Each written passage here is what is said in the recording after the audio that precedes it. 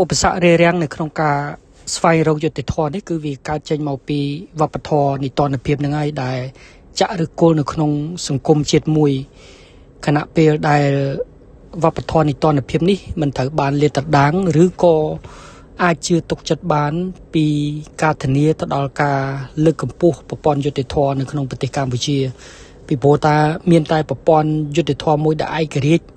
ពេញលេញនោះទេទើបអាចស្វែងរកឬក៏លុបបំបាត់នៅវប្បធម៌នីតិភាពនៅក្នុងប្រទេសកម្ពុជាអញ្ចឹងបើយើងនិយាយអំពីតថភាពសង្គម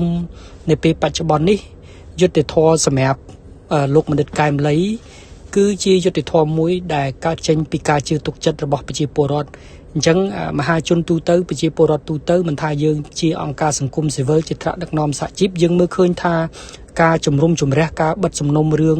ករណីធិដ្ឋកម្មលោកបណ្ឌិតកែមលីនេះមិនទាន់អាចទទួលយកបាននៅឡើយទេអញ្ចឹងហើយបានយើងស្នើសុំទាមទារឲ្យមានការសាររើដំណើរការរឿងក្តីឡើងវិញដើម្បីធានាថាយុត្តិធម៌នេះត្រូវទទួលបានហើយនឹងស្វែងរក